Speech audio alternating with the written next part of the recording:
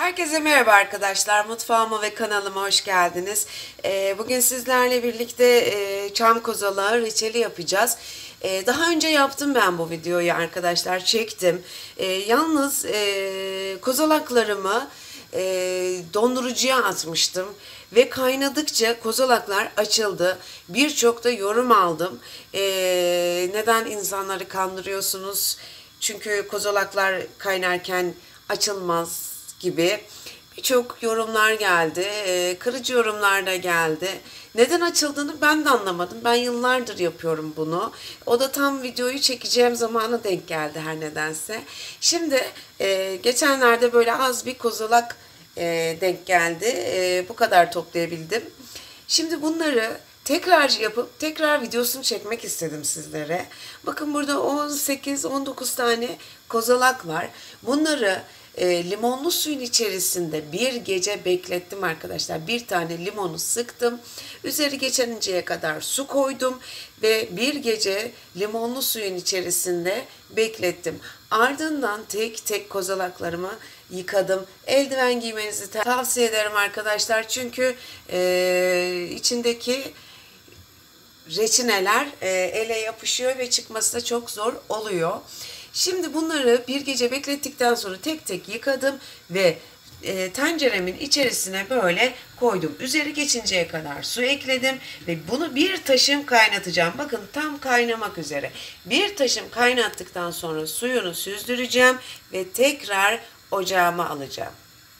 Su bir taşım kaynadıktan sonra suyunu süzdürdüm ben.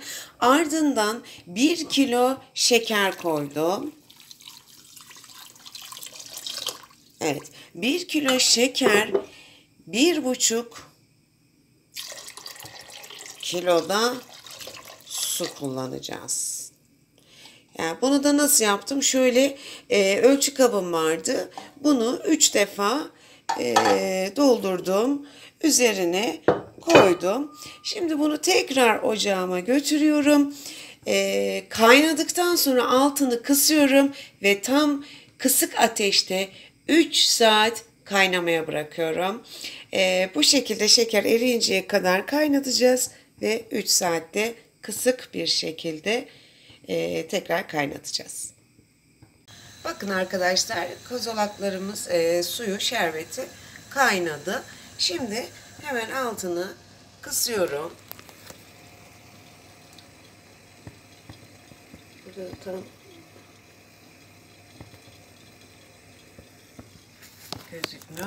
Ama ocağınızın en düşük ayarına kadar kısın. Bu şekilde 3 saat ya da 2,5 saat kadar bu şekilde kaynatın. Ardından da limon tuzu koyacağız. 1 yemek kaşığı limon tuzu koyacağız.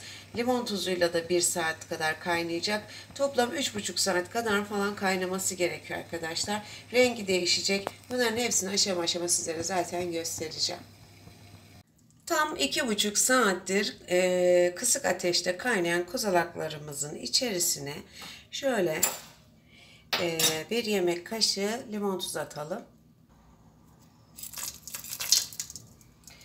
Şimdi limon tuzumuzu da attıktan sonra 1 saat daha kaynatacağız. Yine kısık ateşte 1 saat kadar daha kaynatalım. Pekmez kıvamında yani reçel kıvamında oluncaya kadar kaynayacak.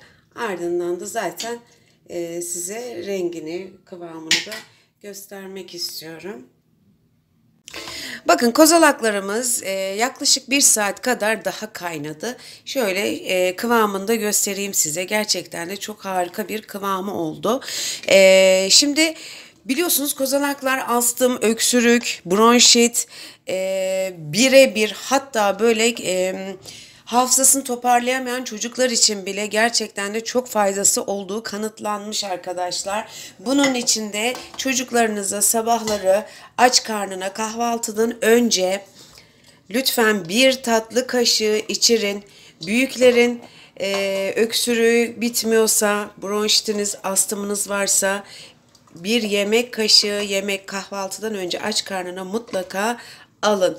Ben astım hastasıyım arkadaşlar ve bundan sürekli yapıyorum. Her sabah aç karnına bir yemek kaşığı içiyorum. Gerçekten de bu sene fazla sıkıştırmadı beni astım. Gerçekten rahat geçirdim. Bunu size kesinlikle tavsiye edebilirim. İlaçtır, bildiğiniz bir ilaç bu.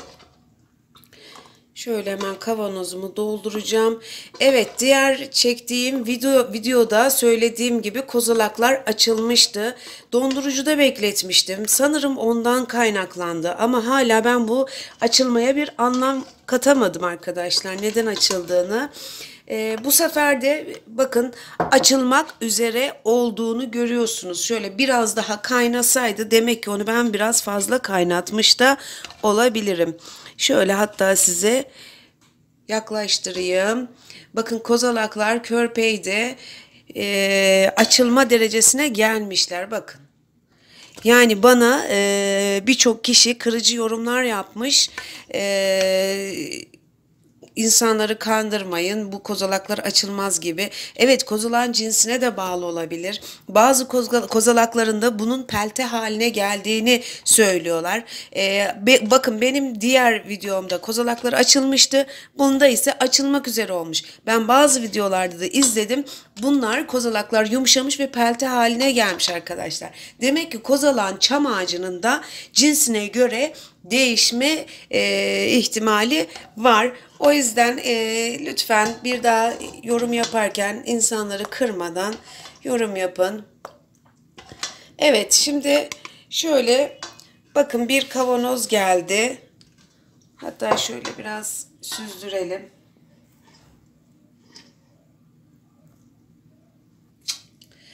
Evet, bakın bir yarım kiloluk bir kavanoz oldu. Bir de şöyle küçük çıktı. 19 adet kozalağım vardı benim, küçük, çok da küçüklerdi.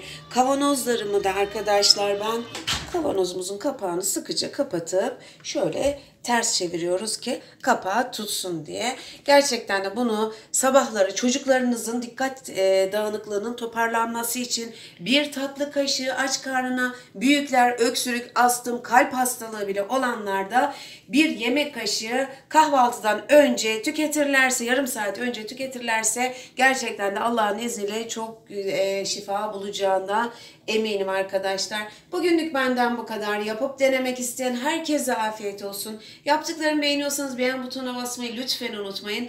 Diğer videolardan haberdar olmak istiyorsanız da abone olup bildirim zilini açmayı unutmayın. Hoşça kalın, dostça kalın. Allah'a emanet olun efendim.